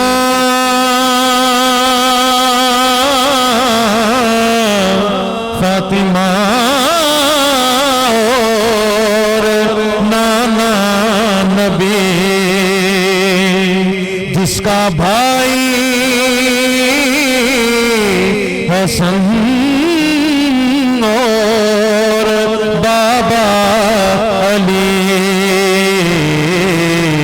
اس حسین ابن حیدر پہ لاکھوں سلام، مصطفیٰ جان رحمت پہ لاکھوں سلام، شمع بز میں ہدایت پہ لاکھوں، یا الہی واسطہ آل رسول، اے خدا کے لاڈلے پیارے رسول، یہ سلام جزانا ہو قبول، دست بستہ ہے کھڑے آقا حاضر غلام، پیش کرتے ہیں غلامانہ سلام۔ سب دوست تشریف فرماؤ، تشریف رکھو۔ الرحمن الرحیم، اللہم صلی علی سیدنا و مولانا محمد وعلی آل سیدنا و مولانا محمد واصحاب سیدنا و مولانا محمد مبارک وسلم وصلی علیہ۔ الہ العالمین کلمات خیر، تلاوت قرآن عزیز، نعت شریف، واعظ و نصیحت، درود و سلام ہوا۔ اب آپ تشریف لائے ہیں میرے اللہ، یہ سب انتظام تیری رضا کے لیے تھا، اسے اپنی بارگاہ میں قبول فرما، بدلے میں جو ثواب تو نے عطا فرمایا وہ حضور پر نور شافع یوم النشور صلی اللہ علیہ وبارک وسلم کی بارگاہ میں پیش کرتا ہوں، قبول فرما۔ سیدنا آدم علیہ السلام سے لے کر اب تک جتنے افراد بحالت ایمان اس دنیا سے رخصت ہوئے، سرکار کے تمام اصحاب، اہل بیت اطہار، ازواج مطہرات کی بارگاہوں میں پیش کرتا ہوں، قبول فرما۔ بالخصوص آپ صلی اللہ علیہ وسلم کے والدین کریمین حضرت سیدنا عبداللہ و سیدہ آمینہ سلام اللہ علیہما کی بلند بارگاہوں میں پیش کرتا ہوں، قبول فرما۔ حضرت داتا گنج بخش فیض عالم نور اللہ مرقدہ، سرکار بغداد ولایت مآب، حضور سیدنا غوث پاک رضی اللہ تعالی عنہ، حضور سیدنا و مرشدنا جناب حضور سیدنا شاہ ابو المعالی رحمہ اللہ، آپ کے پیر و مرشد دادا پیر و مرشد رحمۃ اللہ علیہما کی بارگاہوں میں پیش کرتا ہوں، قبول فرما۔ اولیاء و صالحین کے وسیلہ سے حاضرین کے جتنے عزیز رشتہ دار اس دنیا سے رخصت ہوئے، الہ العالمین سب کی روحوں کو اس کا ثواب عطا فرما، سب کی بے حساب مغفرت و بخشش فرما، برزخی درجات میں بلندیاں اور آسانیاں عطا فرما۔ میرے مالک ہم سب کے سابقہ تمام صغیرہ کبیرہ گناہوں کو معاف فرما، ہمارے بیماروں کو صحت کاملہ عطا فرما، ہمیں جو پریشان حال ہیں سب کی پریشانیاں دور فرما، جو مصائب کا شکار ہیں مصیبتوں سے نجات عطا فرما، جو والدین اپنے بچوں اور بچیوں کے رشتوں کے لیے پریشان رہتے ہیں انہیں بہترین اسباب عطا فرما، جو بے اولاد ہیں انہیں اولاد عطا فرما، جنہیں بیٹوں کی خواہش ہے انہیں بیٹوں کی نعمت عطا فرما، جنہیں تو نے بیٹیاں عطا فرمائی ہیں سب کی بچیوں کے نصیب نیک فرما۔ خاص الخاص جو آباب بیمار ہیں میرے مالک سب کی تکلیفوں کو، بیماریوں کو، آزمائشوں کو دور فرما، صحت و عافیت والی طویل زندگی عطا فرما۔ الہی ہمیں سلامتی ایمان کی دولت نصیب فرما، فخر عالم صلی اللہ علیہ وسلم کی ساری امت کی خیر فرما، وطن عزیز پاکستان کی خیر فرما، اندرونی بیرونی دشمنوں سے محفوظ فرما، قیامت تک ترقی اور استحکام نصیب فرما۔ الہ العالمین اپنے اور پرائے جتنے اس ملک کا نقصان کرنے والے ہیں میرے مالک سب کو نیست و نابود فرما۔ فخر عالم صلی اللہ علیہ وسلم کا صدقہ کو نیک سیرت حکمران عطا فرما۔ الہ العالمین خاص طور پہ جن احباب نے مقاصد کے لیے دعاؤں کا کہا ہے سب پر اپنا کرم فضل عطا فرما۔ پیر سید توصیف احمد شاہ صاحب کی کاوشوں میں برکت عطا فرما۔ الہ العالمین جتنے احباب موجود ہیں سب پر اپنا کرم فضل عطا فرما۔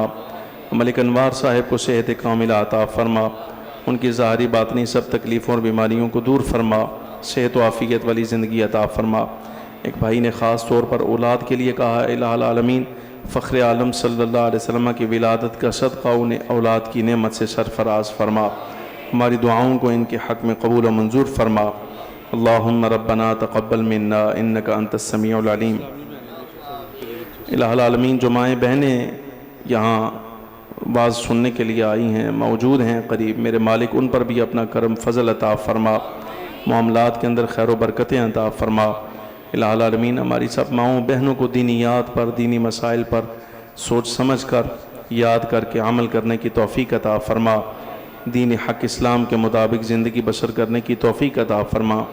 ہماری مائیں بہنیں جو تمنائیں مرادیں دعائیں دلوں میں لیے یہاں حاضر ہیں میرے اللہ سرکار دو عالم صلی اللہ علیہ وسلم کے ذکر کی برکت سے ان کی دعاؤں کو اپنی بارگاہ میں قبول و منظور فرما۔ اللہم ربنا تقبل منا انک انت السمیع العلیم وتب علینا انک انت التواب الرحیم۔ جتنے علماء کرام موجود ہیں الہ العالمین سب کے علم و عمل میں برکتیں عطا فرما، سب کی دینی کاوشوں کے اندر برکتیں عطا فرما۔ الہ العالمین دین حق اسلام مسلک حق اہل سنت و جماعت کی جیسے یہ خدمت کر رہے ہیں ایک ایک قدم پر میرے مالک انہیں دینی دنیاوی اعتبار سے جزائے خیر عطا فرما، ان کے معاملات کے اندر خیر و برکتیں اور بہتریاں عطا فرما۔